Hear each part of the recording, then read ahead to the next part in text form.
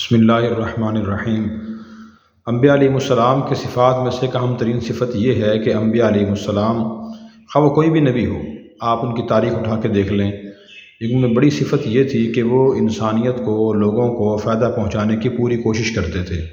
اور کوئی موقع اس کا ہاتھ سے جانے نہیں دیتے تھے اور اس بارے میں بالکل بھی بخل نہیں کرتے تھے۔ تو اس لیے ہر اچھے انسان کو اپنے اندر صفت پیدا کرنے کی کوشش کرنی چاہیے کہ وہ لوگوں کو فائدہ پہنچائے، جانی مالی۔ جانی کا مطلب کوئی جسم سے کسی کا کام کر دے، کسی کی سفارش کر دے، کسی کو سواری پہ بٹھا لے،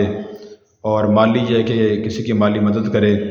خاص طور پہ جو فرض درجے کی مالی امداد ہے، زکوٰۃ ادا کرنا، عشر ادا کرنا، صدقۃ الفطر ادا کرنا، یا کوئی قسم کا کوئی اور کفارہ واجب ہے وہ ادا کرنا۔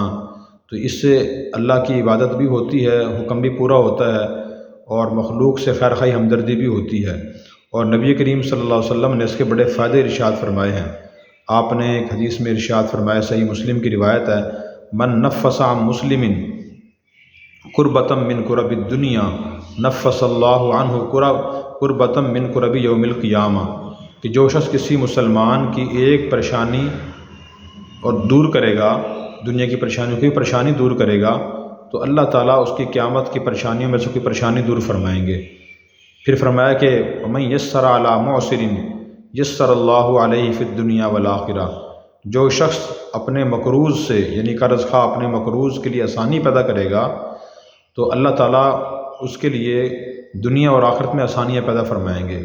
آسانی پیدا کرنا یہ ہے کہ آدمی مقروض کو مہلت دے دے کہ میں نے آپ سے قرض وصول کرنا تھا 1 ماہ کے بعد، لیکن چلو آپ کے پاس اگر نہیں ہے میں 1 ماہ اور مہلت دے دیتا ہوں، یا میں آپ کو یہ مہلت دے دیتا ہوں جب آپ کے لیے آسانی ہو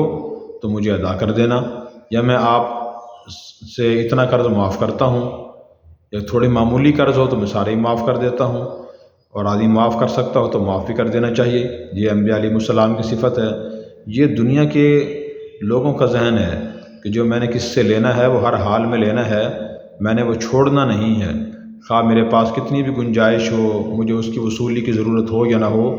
تو یہ اعلیٰ درجہ نہیں ہے، انبیاء علیہ السلام کا طریقہ یہ نہیں ہے۔ ان کا طریقہ تو یہ تھا کہ وہ حقوق ادا کرتے تھے لوگوں کے، اپنے حقوق بہت سے معاف کر دیا کرتے تھے۔ تو اعلیٰ درجہ تو معاف کرنا ہے، کوئی معاف نہ کر سکے تو کم از کم مہلت دے دے۔ جو مہلت دے گا اور آسانی پیدا کرے گا تو حدیث میں حضور فرما رہے ہیں کہ اللہ تعالیٰ اس کے دنیا آخرت میں آسانیاں پیدا فرمائیں گے۔ اسی طرح پھر آپ نے ارشاد فرمایا کہ فرمایا کہ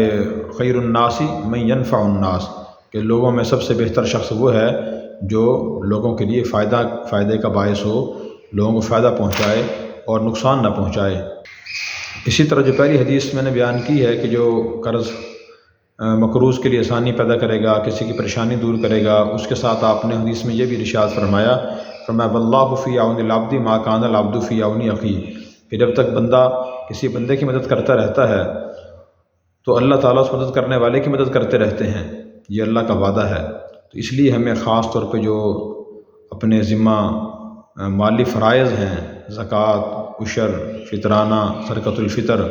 ان کا حساب کر کے ٹھیک ادا کرنے کی بھرپور کوشش کرنی چاہیے۔ اگر ہم کوشش کریں گے تو یہ نبی پاک صلی اللہ علیہ وسلم کے بیان کیے فضائل یا آپ کی یہ دعائیں ہر اس شخص کو حاصل ہوں گی۔ اللہ تعالیٰ ہمیں عمل کرنے کی توفیق عطا فرمائے۔